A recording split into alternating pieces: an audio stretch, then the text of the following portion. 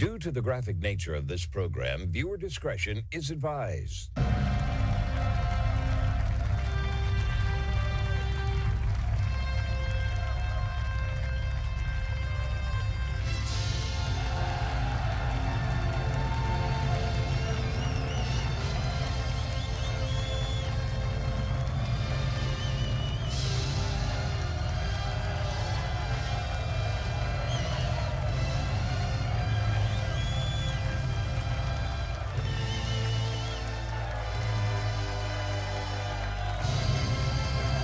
Hello, everyone. It is the Friday, February 27, 2026 episode of the Marco Dre Show.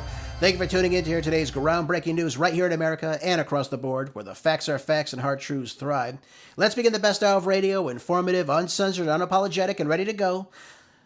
Before we kick off our weekend, folks, I've got so many great articles for you today. I know you're going to enjoy each and every one of them. But first, we need to review our weekly economic report so we can see how things are doing. And why not start with our top marginal stocks today? Let's take a look at the S&P 500 right now, trading at $6,878.88 a share, down 0.43% from yesterday's close. We got the NASDAQ trading at $22,668.21 a share, down 0.92%. And we've got the Dow Jones trading at $48,977.92 a share, down 1.05%. We got kind of the marginal stocks today experiencing some fluctuations.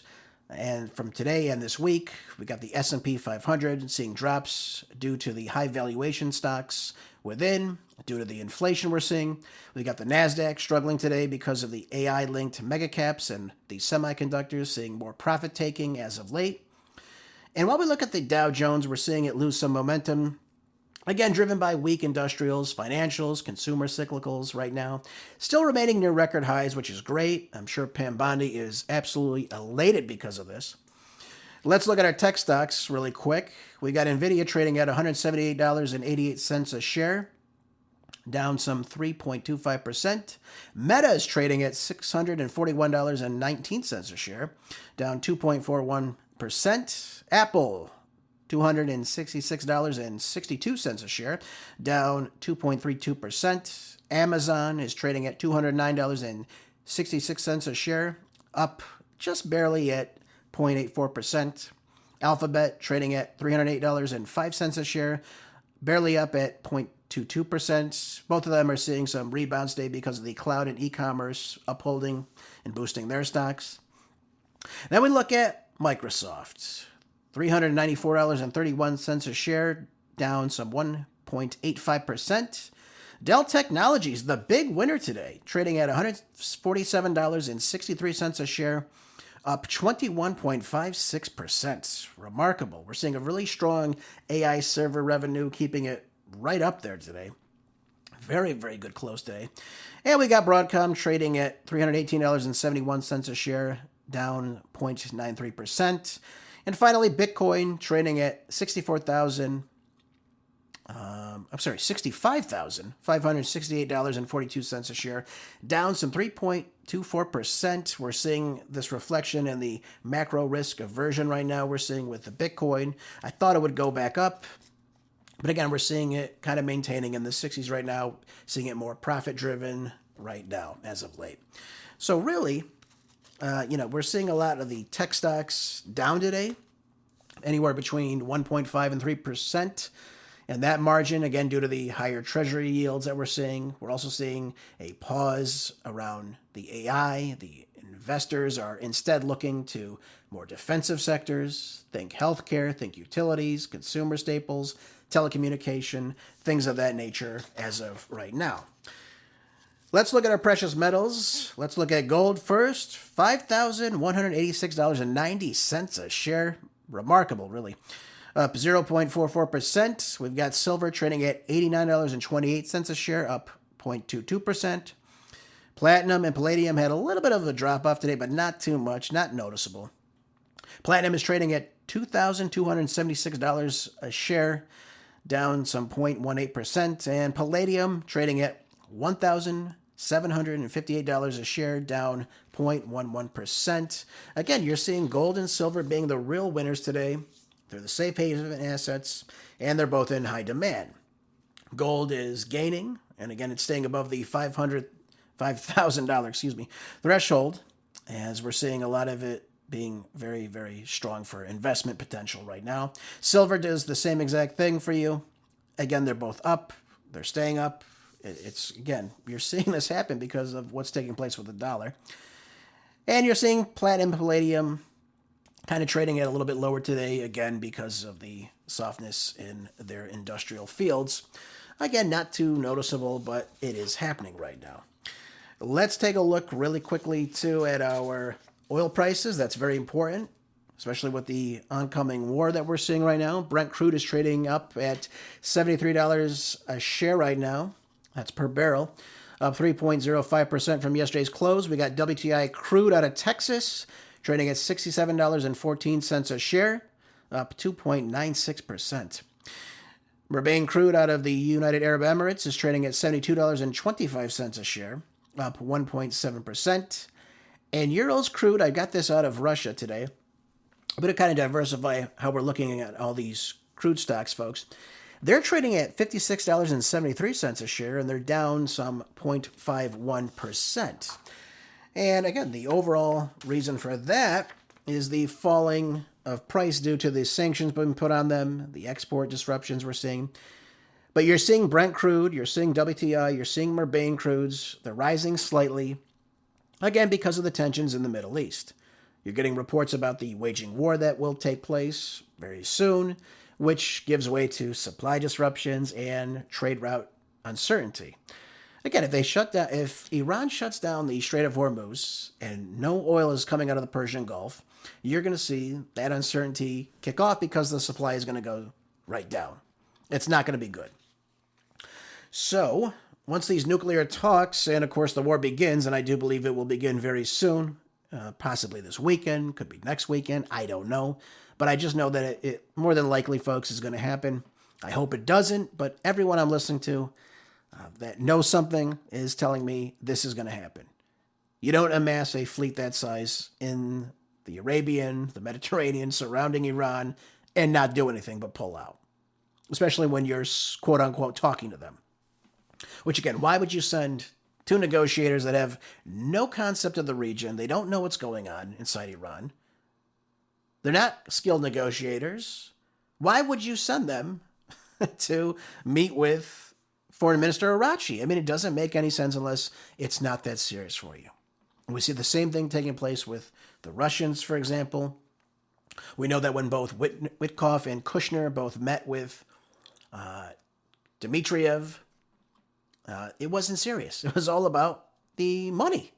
It wasn't about ending the war in Ukraine and stopping the suffering on both sides. It was about the money. So that tells me that this isn't serious. And again, today, this is also not serious, especially from what we're seeing right now. So that's our weekly report for our stocks, folks. Take it or leave it. But again, gold, silver, they're the big winners. And that shows us, folks, that the dollar is still weakening. That's just the way it is. I want to go over an article in Fox Business, too, just to reiterate what I was talking about earlier the end of last year, I guess I would say. But a couple of months ago, I talked to you about the increase that we would see in the energy prices. I said it was going to go up 9.2 to 10.2%, given where you are. As a whole, that would be the average. And right now, we're seeing Americans being hit with soaring high electricity bills as these price hikes outpace inflation nationwide. So we're seeing this as a result of, again, the winter weather. We're seeing it as a result of the artificial intelligence, the uptick in the data center increased demands on the electrical grids. And I thought it was funny, too. On Tuesday evening, President Trump said that he wants these AI companies to begin building their own electrical grids. And I said, well, yeah, no kidding, because it's going to totally increase the utility prices for many Americans across the board. And it's not going to be sustainable. It just isn't. The high demand that it needs to operate is just not going to work with the existing infrastructure. So they got to start building their own. That's why he's giving them that green light to do that. That's why he was doing it. But now we're seeing electricity prices have risen faster than the pace of inflation in the last year. January Consumer Price Index showing from the Bureau of Labor Statistics Electricity costs were up 6.3% from just a year ago, while the CPI numbers were up at 2.4% in that same exact period.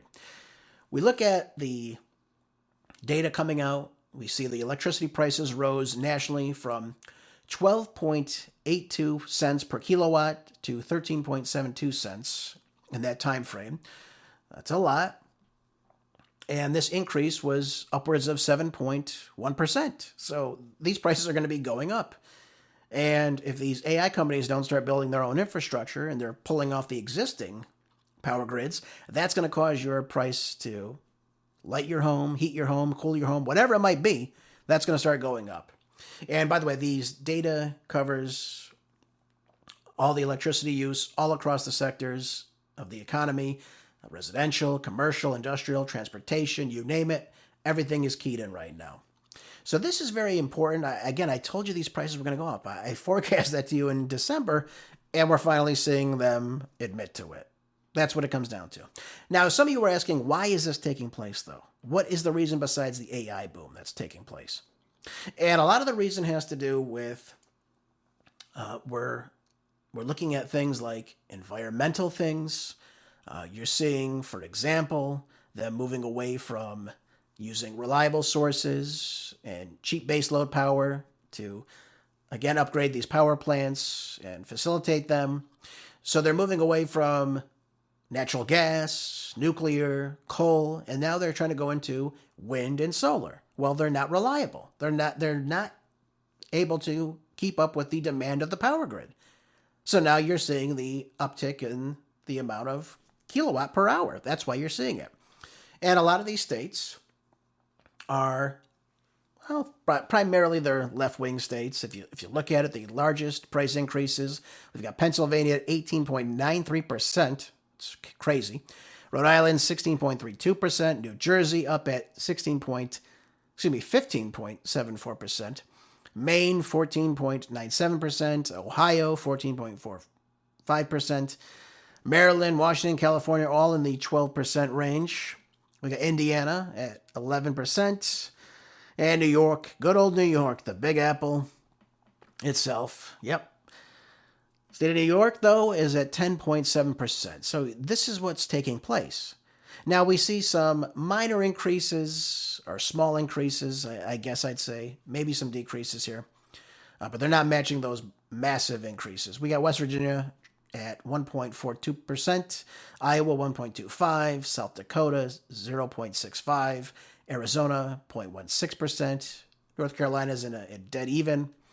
You got Hawaii at negative 2.7%, Tennessee at 1.75% decrease, Mexico 2.91% decrease, Connecticut, not bad, 7.57% decrease, and Nevada is at 7.68% decrease. So your state matters, folks. And when you see a state like my former state of California that was relying heavily on destroying all the oil refineries, kicking them out of the state, having them go elsewhere, not opening up drilling permits for things like oil, you're seeing the price go up for these commodities. That's what's taking place. They're not friendly to it. They're looking at these environmental policies. They're looking at things like wind and solar. It's not going to work. And that's, as a result, is why you're seeing this. So I'm sad that I was right about this. I'm not very happy about it, as you could imagine. But I was really happy, in a sense, to see that, yeah, I was right about that this was going to happen. And we're seeing it play out right now. All right, let's move on. Got another article for you in CNBC. We're looking at, in January, the wholesale prices rising now at a faster than expected pace, while expecting to counter inflation. Unfortunately, it didn't happen. The expectation did not cease, according to the Bureau of Labor Statistics now. What we're seeing now is the core producer price index rose some 0.8%. And this is while excluding things like food and energy prices. And again, this was up from the December figures and their pricing, which was at 0.6%. So while we're looking at all these item basis that we're seeing right now, the headline PPI rose some 0.5%. Again, it was above the 0.3% forecast, and the 0.1% more than the prior month. So we're seeing, as a trend, it's beginning to go up. The bigger issue that producers are now facing is that for the full year, the core wholesale prices increased some 3.6%, well above the Fed's estimated 2% inflation goal, which suggests that the prices have been rising and it's becoming a major factor in the U.S. economy. This is not good for President Trump or the Republicans. I told you before, if they don't start bringing these prices down for production, for CPI, it's not going to go well for them at all. It's not going to go well for them. And nothing seems to be turning around. We're seeing in some areas, for example, if we look at energy, in terms of at the gas pumps, we're seeing it go down in some cases. Absolutely. But if we look at other areas, for example, utility prices, as I just mentioned to you, those are going up. So we've got to find a balance where everything is starting to drop, folks. And once people start to see that drop, then I think they will come to and vote for the Republicans if that should happen. If it doesn't, you can forget about it. That's just the way it's going to go. Everywhere we look, though, in this economy, across the board, prices are going up. That's the problem. We got service prices also up 0.8% monthly, were the highs since June of 2025. That was the highest it's been. We got 20% of this increase in the service prices coming from margins for professional and commercial equipment wholesaling. One positive return is that the energy as a whole and food costs both fell, but we're also seeing metal prices rising some 4.8%. We're seeing trade services pricing increasing by some 2.5%, which means for your wallet, higher prices on everyday goods in all these areas. That's just the way it's going to be, folks. And President Trump, at his State of the Union, said that inflation has tamed. But economists are worried now that the Trump tariffs will push this inflation even higher. That's the problem. He was referring to the 15% global tariff. That means higher prices for you at the stores because we're not bringing the manufacturing back yet. If he was able to do that, then there would be some competition in that factor, but we're not seeing that right now.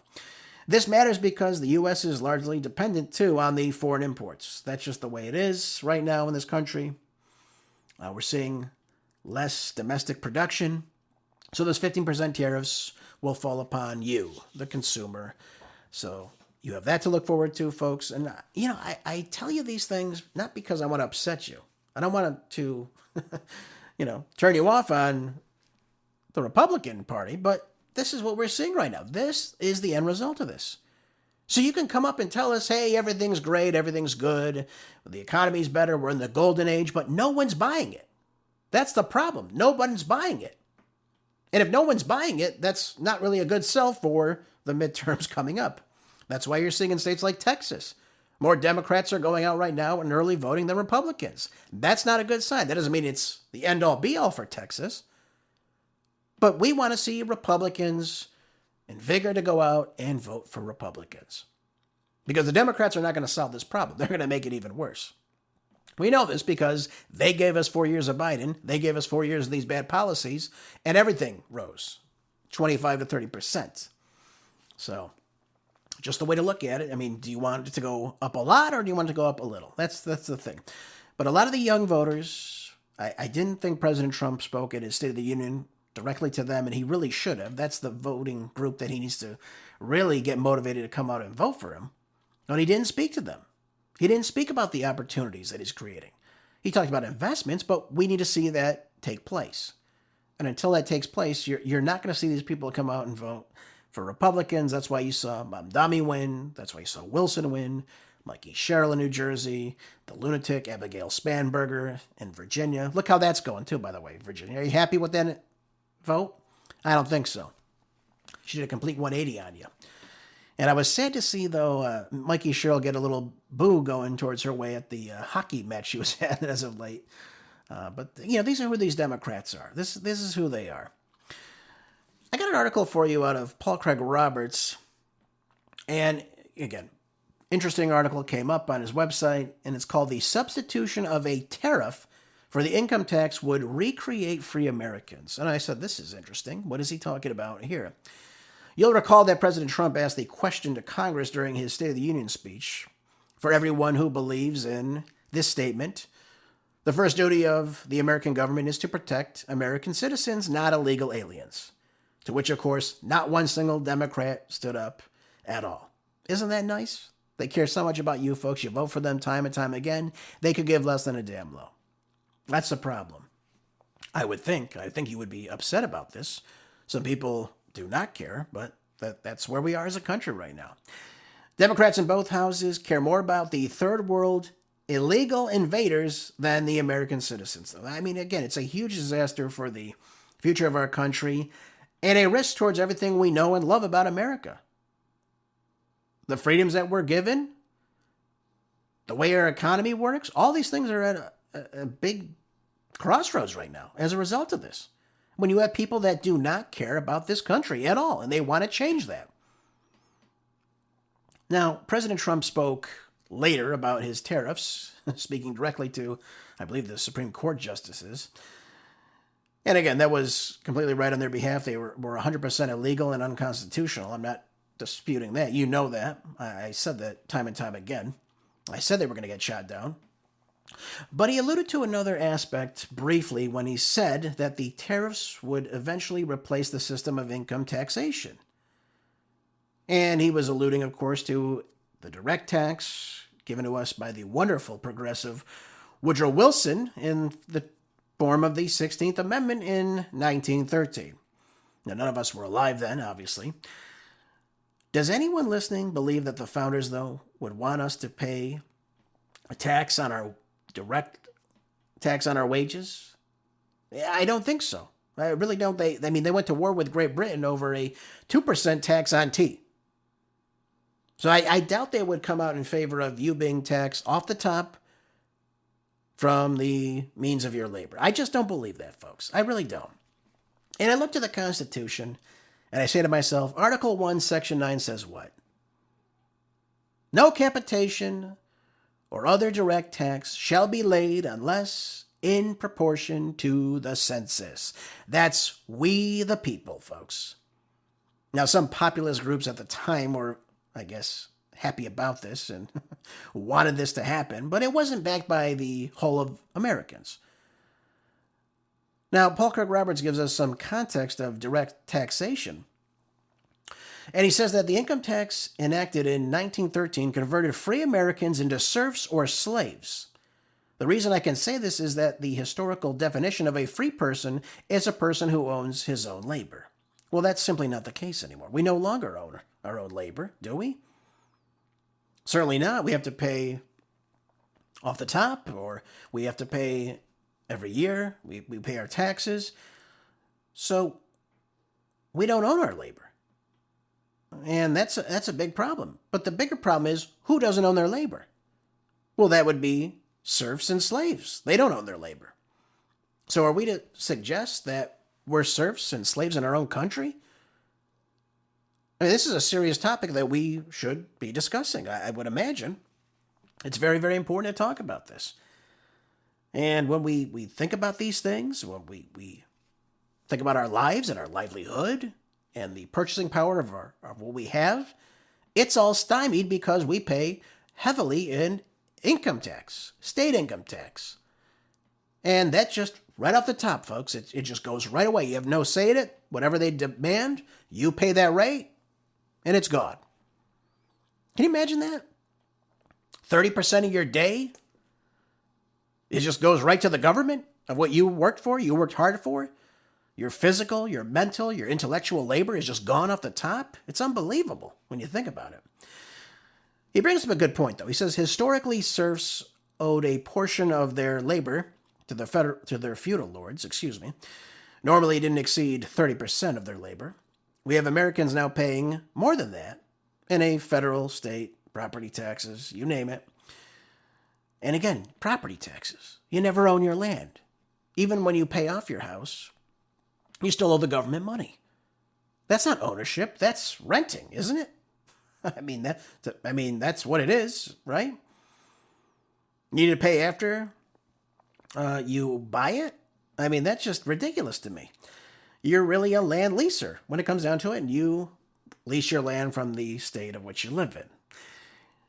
Slaves, on the other hand, owed about 50% of their labor to their owners, and the other half of their labor was going to their own maintenance as an effective and loyal workforce, of course.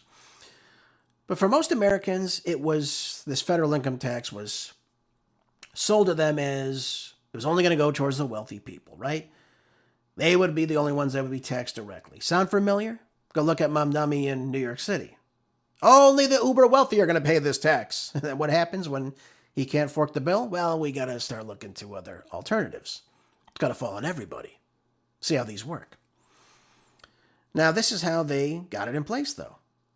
They clearly sold it towards just the rich people paying. But clearly, the tentacles have reached to every American today. By the time JFK was president, he had the tax rate on middle-income Americans exceeding the tax rate on the labor of medieval serfs, folks. We talk about feudalism. We learned about it in school, yet we're living it right now.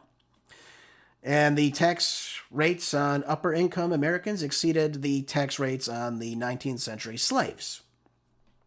Now, when President Reagan came in, he obviously lowered the tax rates and adjusted them for that tax base quite a bit.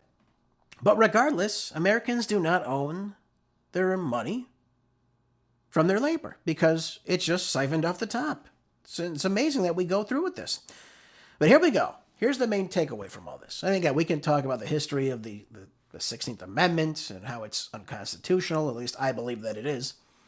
I certainly don't think the founders would want this. But that's where we are today. But here's President Trump, and this is where Trump is very smart. A tariff is a tax on your purchase, not on your labor. And if you buy a domestic product, for example, you avoid paying that tariff tax. That's what it is. Most people are foolish. I see the Republicans time and time again championing this tariff that is taking place. And I say, you're all paying for it, folks. I don't know why you're so happy about that. I don't know why you'd want to pay a tax, but that's beside me. But the purpose of the tariffs is to protect the domestic production from foreign competition. That was the purpose of it. And we can talk back to when President McKinley was in office in the late 1800s, early 1900s, before his assassination. And he was the one that kind of implemented a lot of these tariffs. And the country grew. And President Trump was right to say that. It was true. But what most people forget is at the time there was no federal income tax. So not everyone was paying those tariffs. That's just the truth of the matter. But if President Trump does this, he would ultimately free all Americans from the theft of our wallets. That's what we're saying right now. The theft of your bank accounts. You owe Uncle Sam. For what reason, I have no idea. This would cause us to cease being the serfs or the slaves and finally be the ones that own the fruits of our labor, folks. I think we would all agree on that. That's very important. And that's what the founders intended. A free people. Not people indebted to the government. I do not believe that our founders would want this. The only problem with all this is I just don't believe that the swamp will go for it. I really don't. I don't think the swamp will go for it. They never will go for it. That's just the way we are, folks. But isn't it something? We pay more than serfs and slaves of the past, and we call ourselves a free people. It's really remarkable to me sometimes when we hear these things, but Trump is right to say these things. And if he actually were to pull it off, I think he'd probably be one of the best modern-day presidents of all time. He would be freeing us and opening up our wallets greatly. Imagine if you got to keep everything you earned. You'd have a lot more spending. You'd have a lot more wiggle room. You'd be able to invest more. Well, the powers that be don't want that. And that's, of course, why they implemented this 16th Amendment federal income tax. And again, it starts off with good intentions, folks. But as I told you before, like the great Walter Williams said, the road to hell is paved with good intentions. Is it not? I think so. All right, let's move on. This is out of the Hill. I only bring this up to you because we're talking about President Trump. We're talking about the midterms. There was a Reuters Ipsos poll released today, and it found that 68% of Americans do not believe the U.S. economy is booming. I tend to agree with that, even though I wasn't polled. And like most people, I've never been polled. But only 30% of the respondents expressed some confidence in the country's current economic situation. I mean, I'd have to assume that President Trump would be looking at this and saying, I've got to do something. We've got to galvanize this economy. We've got to start bringing back the middle class. We've got to start opening up opportunities, especially for young Americans. It's not going to work if he just tells us these things. Are you tired of winning? When he said that, I said, oh my God, he's got to stop this. I mean, no one's buying this. Clearly no one's buying this. And I'm not one for polls, folks, but when you have an overwhelming majority saying that they're not satisfied with the way the economy's going, that's a big problem. We haven't seen numbers this low in quite some time. It's been decades, I do believe. I don't even think Joe Biden had numbers this low. Now, additionally, an overwhelming 82% of the poll respondents disagreed with the statement that there is hardly any inflation in the United States. A mere 16% of the people agreed with that sentiment, according to the survey. So he's got a lot of work cut out for him. This is a big problem. By the way, the Ipsos poll from ABC News and the Washington Post, released on Sunday, found that 57% of respondents disapproved of how the president was handling the economy, and 65% said that they disapproved of his inflation management tactics. Now, additionally, another 64% of the respondents said that they did not approve of President Trump's tariff agenda, again, according to these polls. So he's got to look at this and say to himself, do I tack on this 15% global tariff now to every single importer coming in the country? I mean, that's just the truth of the matter. He's got to look at this and say, this is causing people to pay more money. We're too dependent on a lot of these countries coming in, giving us their goods that we want, by the way. They're not ripping us off. We need them. We want them. And it's not causing a manufacturing boom like we thought it would. That's just the truth of the matter. And President Trump has got to be cognizant of this. Because if he's not, he's going to see himself lose greatly.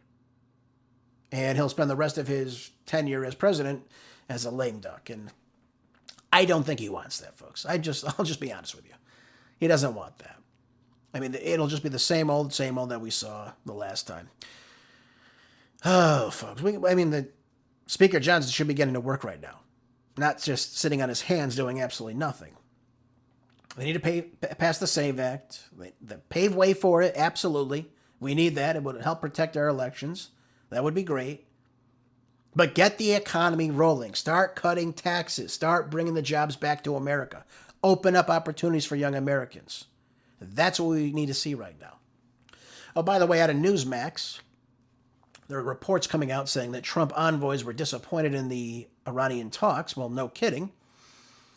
And as I said to you before, he sent the envoys, Steve Witkoff and Jared Kushner, who has absolutely no position in the government. I have no idea why he would meet with a world leader. But they met on Thursday with the Iranian Foreign Minister Abbas Araghchi as part of the third rounds of discussions aimed at curbing Iran's nuclear program. You know, I sit here and I read this junk and I say to myself, if the nuclear program was the problem, if the nukes were the issue here, why didn't we let the talks go through last time? President Trump was going to get everything he wanted.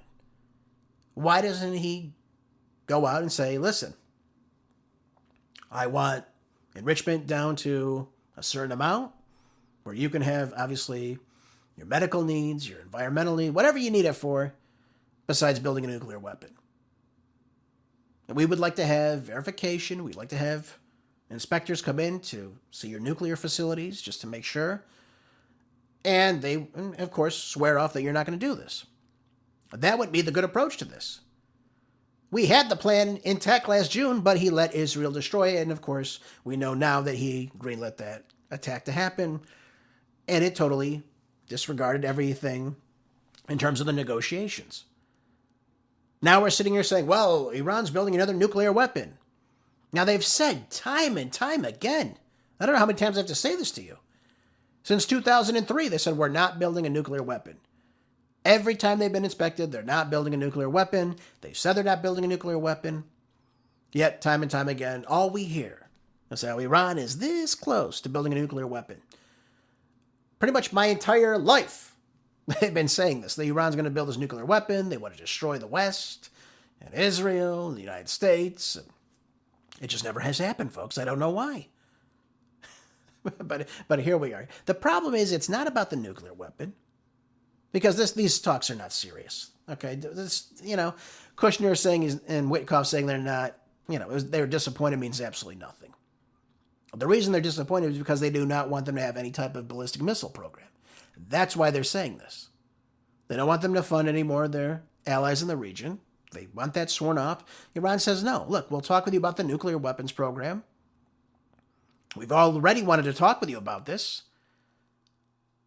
But we're not going to totally now have zero enrichment. That's just off the table. They're not going to do away with their ballistic missile program. They're not going to do away with, obviously, allowing themselves to not have any type of ballistic missile program, or to say that they have to work within a certain realm so it can only reach certain places. And then right now they're saying, well, the ballistic missiles can hit our ships. Well, no kidding. You put the ships in the region where the missiles can obviously have access to. Why are the ships there? So, it goes back and forth. And this is why I tell you, I don't believe these talks are genuine on America's behalf. I really don't.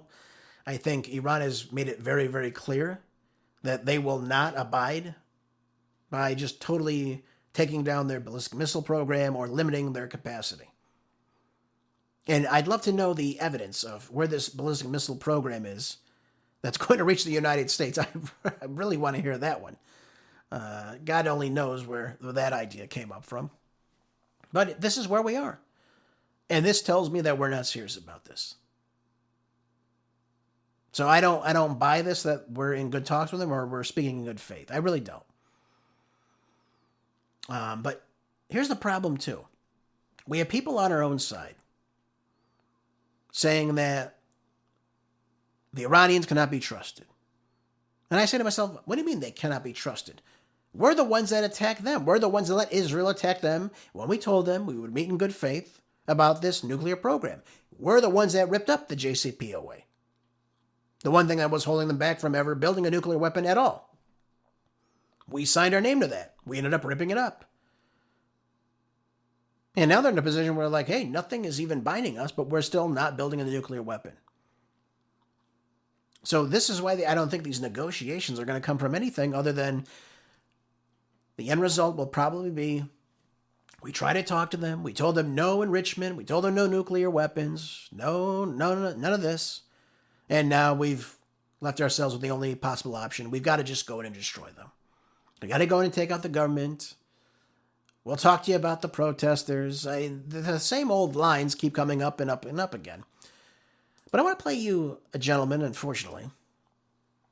He was on Fox News just the other day with Brian Kilmeade. His name is General Jack Keane, and listen to his sentiments about the potential for war with Iran. You tell me if I'm not mistaken, we're going to war. Well, I think the people who are involved in talks always see them as positive because they continue to talk, and that in itself is positive. But the reality is when you look clearly at what Iran is and what they represent, you've got to come to the conclusion that they're very unlikely we're going to achieve anything. Why is that? Because Iran does want to recover its nuclear program, no matter what lies and pretense they're putting forward in these talks. Number two, Iran clearly is already recovering its ballistic missile program, and that is one of the drumbeats that's beating here in terms of what damage they could do to Israel and also to the United States. Number three, Iran is already continuing to support the proxies in the region, which means at some point they will be upgunned again with a potential to attack Israel. Those are the things that are truly happening, and we've already have the evidence that Iran is willing to kill as many people as it takes inside their country to put down any idea of a protest or an internal regime change. That is who we're dealing with. And what does that actually present to us then? An historic opportunity, because Iran is vulnerable and weak, weaker than they've ever been in the 46-year history of the regime. Right now, today, that gives us up an opportunity to put in place a comprehensive joint operation with Israel to really set the conditions for a regime change. So he just said the quiet part out loud, did he not? He starts talking about the nuclear program. Then he starts talking about their acting out of good faith, which, I don't know whenever they came to an agreement with us. It's not like we've found them any time in between signing the JCPOA and the time it was ripped up that they were building nuclear weapons. They came to the table with us and they were going to give us everything we wanted last June.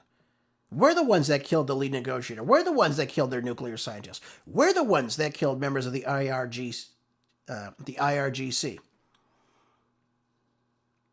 We did that, not them. We attacked Tehran. And then we have the nerve to say that they were the ones acting in bad faith. They're the ones that are talking to us right now about nuclear technology, to an extent. But, I see this, but you heard him. I think it's an opportune time for us to go in with Israel. He just said that. Why? Because Israel wants that.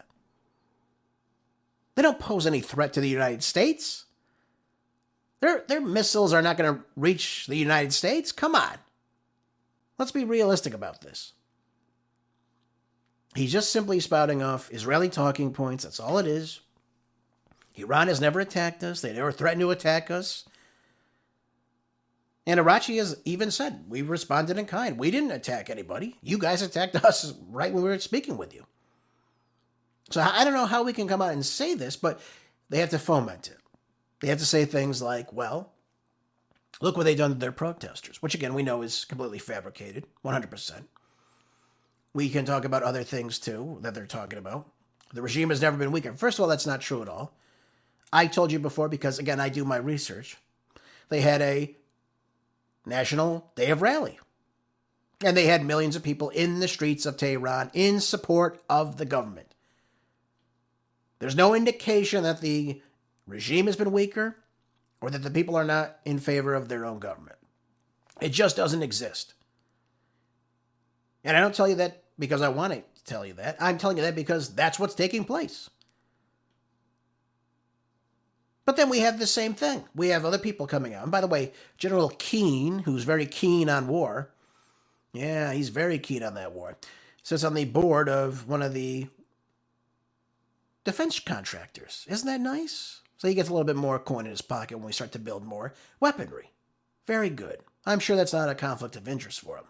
And by the way, Senator Tom Cotton, another warmongerer, says that Iran has thousands of ballistic missiles that threaten U.S. bases in the Middle East and further.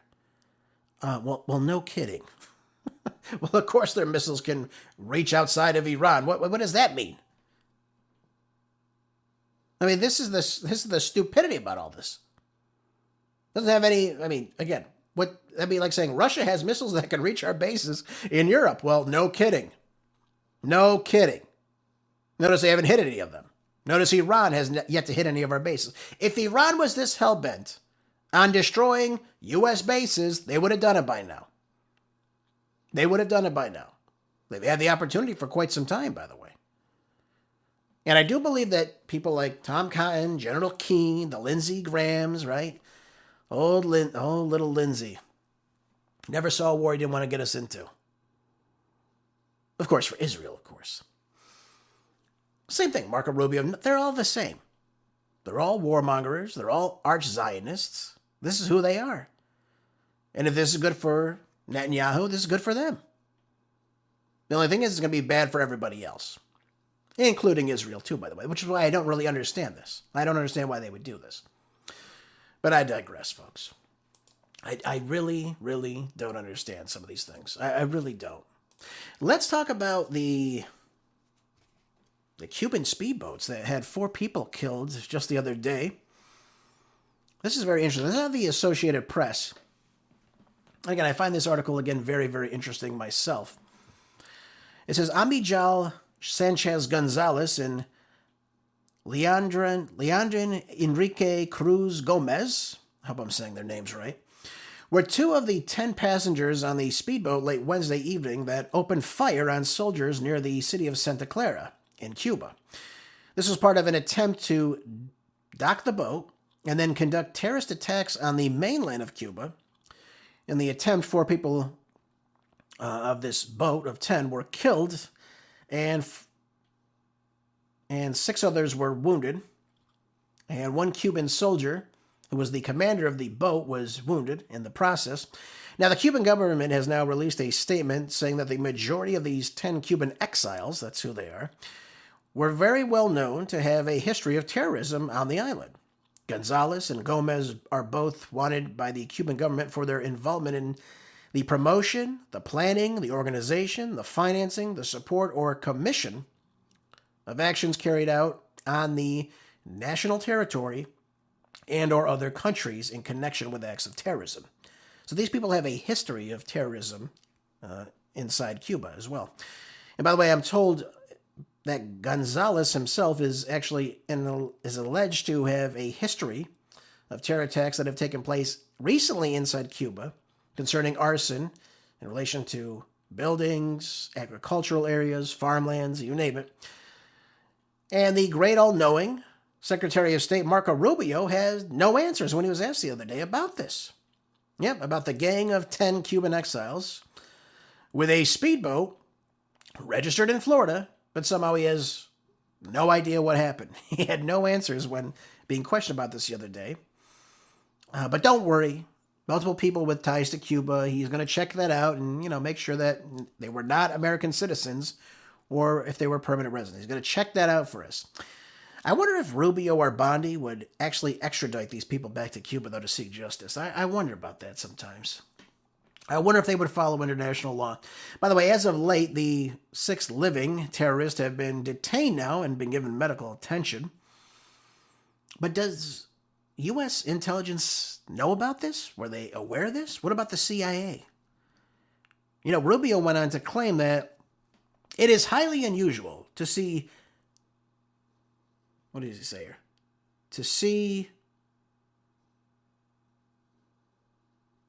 It's unusual to see anything like this in the open sea, like this. But it's not something that happens every day. Well, no kidding. What does that have to do with anything? It doesn't happen every day. But it happened. We know it happened. By the way, one survivor, Conrado Sariel, was interviewed in 2025 by a U.S. news site that calls for the change of government inside Cuba. Something definitely orchestrated here, obviously, is taking place. But what Rubio really should be looking at, I'd have to say this, what Rubio should be looking at, and again, giving answers to the American people about how it's possible that a tiny speedboat can actually circumvent the United States Coast Guard undetected and make its way to Cuba, which, again, is illegal. How could something like this happen? How would they evade the U.S. Coast Guard? Seems very odd, folks. Again, this is a very well-monitored area of the sea. I don't know how this would happen. How would they get past the U.S. Coast Guard? And again, we spend tens of billions of dollars on DHS every single year, and they can't stop a speedboat going from Miami to Santa Clara? I mean, this is amazing. This is 2026, and we don't have any surveillance that could detect that in the 90-plus mile stretch that it took to get there. So this obviously needs to be followed up with. I doubt we'll ever get these answers, or if Rubio actually had prior knowledge to it. But he has been known to have very close ties to the Cuban community in South Florida, and of course these types of people who want to see regime change inside Cuba. Max Blumenthal was on with Judge Andrew Napolitano on Judging Freedom yesterday, and he talked about very similar attacks taking place inside mainland Venezuela in an operation called Operation Gideon in 2020. And the same instance really took place here in Cuba, although it was obviously stopped. And the same thing took place inside Venezuela. What you saw there was, in this instance, there was U.S. mercenaries, U.S. Green Beret, along with Venezuelan dissidents. Same approach, landing on a beach, encountered by the Venezuelan military, some of whom were killed, others were detained. There's even a photograph of Nicolas Maduro with their passports, showing that they're American citizens. And, of course, this would be that of the U.S. Green Berets. The plot was obviously infiltrated. The attack did not work as was planned. But this is interesting to me. This was after President Trump's 2020 State of the Union, where he backed the then Juan Guaido right? Stating that he was the real president of Venezuela. And then, of course, we see in May of that year this incident take place. And again, I find it very interesting to see these parallels between these two attacks on two different countries, of course, of which we have quarrels with their governments and currently talking about regime change with. So this type of attack by these Cuban exiles goes back many, many decades too, by the way. There's a history of it, largely with our CIA, just like what we saw in Venezuela. And by the way, as of recent, we've seen Cuba really struggling, even more so since the recent oil embargo that's taking place because of we, the United States. So I thought that was, again, very, very shocking to hear about this, that it's like a Bay of Pigs light taking place in Cuba just recently. Very, very interesting stuff. And again, we hear about this, but we never get a follow-up. We never get answers on this. We should know who these people were. If they are U.S. citizens or if they're simply just Cuban exiles residing in the United States, how were they able to get past the U.S. Coast Guard? It really is mind-boggling to think that a speedboat that can only travel so fast could make that track and be completely undetected the entire time. Or if they were given the go-ahead by our intelligence agencies. We should have those answers at some point. All right, folks, let's move on. We got about 5 minutes remaining in today's broadcast before we hit our weekend. I want to go over this article that talks about the horrific new data that reveals that thousands of children were mutilated under the Biden regime. And I mean so in the attempt of gender transition surgeries, right? Obviously, very big push by the left to have people do this, and of course, affirm someone's gender, right? That's what we're always told, to affirm the gender. Okay, whatever. I think that's complete nonsense, 100%, but this is what is taking place. We've got new revelations now, though, coming out called Stop the Harm Database, and this is to expose the grim reality that between 2019 and 2023, we saw thousands of American children being subjected to these life-altering surgeries, these hormone treatments, the puberty blockers, in the name of transgender ideology, which again we know is a complete bunch of nonsense. Now, according to this data compiled by the medical watchdog group Do No Harm, there was 5,747 minors that underwent these surgical procedures, often described as mutilation, which absolutely 100% it is, including things like mastectomies, obviously the removal of breast tissue, and other invasive operations that these doctors are fine with doing. They're essentially castrating young men, destroying the sex organs of these young children, and they're obviously their gonads and what have you through these puberty blockers. So we look at another 8,579 children received hormones and puberty blockers, chemicals that disrupt the natural development and, of course, carry long-term severe issues with these children. Obviously, leads to things like infertility, bone density loss, you name it. But what's really shocking is, throughout this entire time, this is taking place with minors. Now, again, if you're an adult, I guess, of a certain age, and you want to deform your body like this, well, I mean, that's your body. I guess you have that right. I think it should be banned across the board. But look at these numbers. You've got 5,000, as I said, 747 children underwent these actual surgical mutilations. They are destroying the sex organs in these children.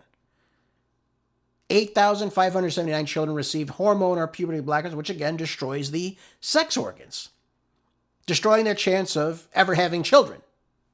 This is done to children. 13,994 minors underwent other procedures as well in the form of these sex change treatments. I mean, this is shocking. And then we find 62,682 prescription drugs were given for these interventions, primarily written for children. So, we talk about where we are as a people, folks. I talked with you earlier about being free and, of course, owning the means of your own labor in this country, which, again, I think is an absolute travesty.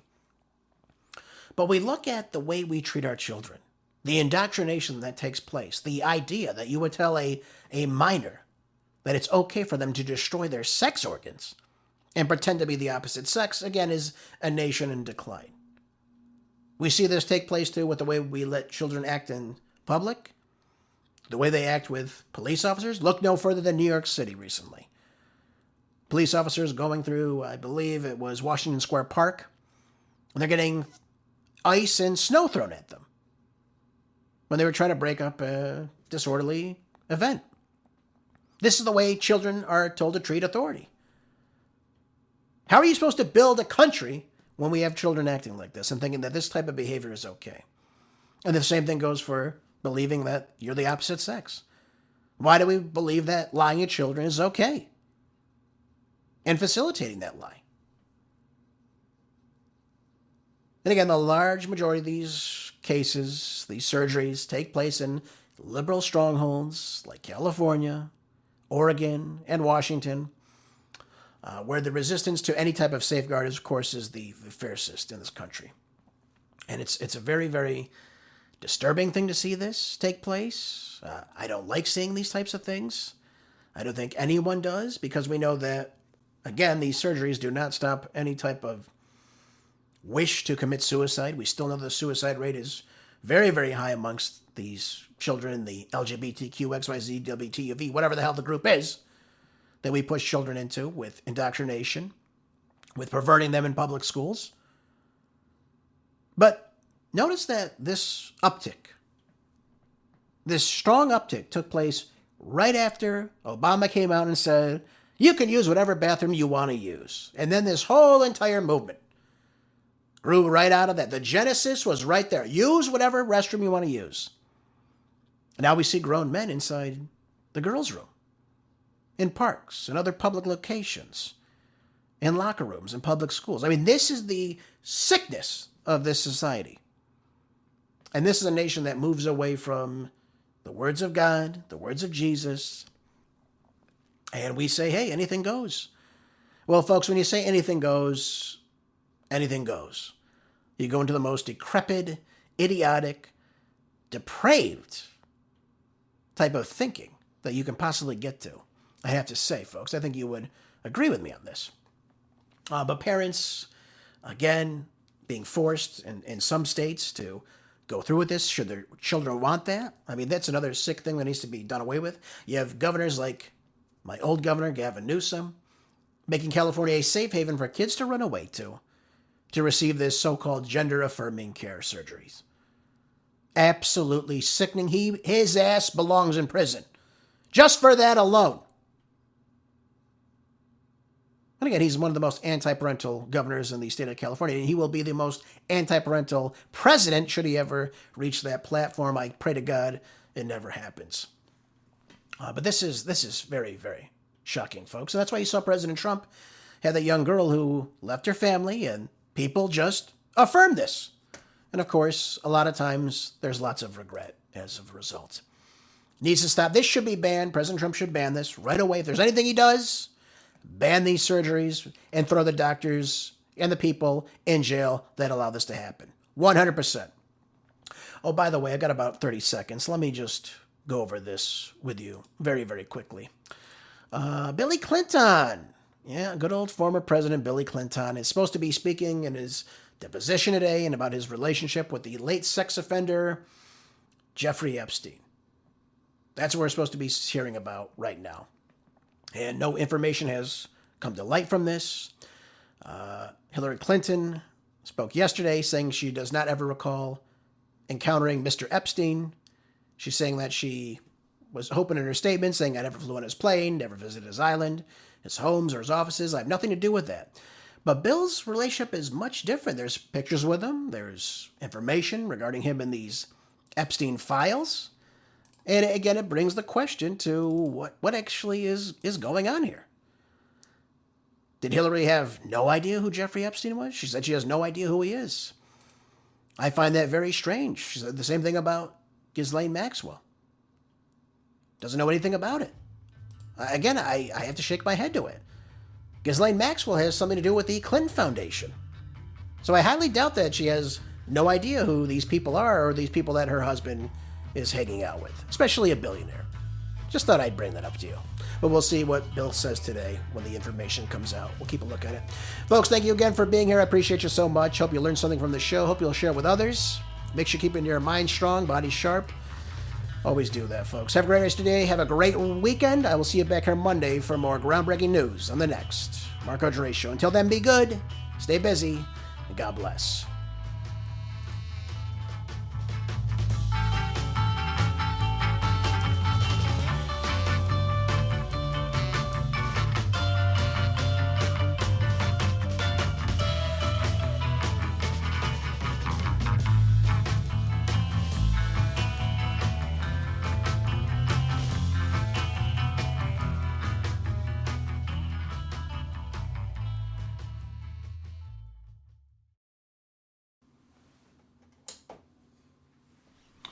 Another one in the books.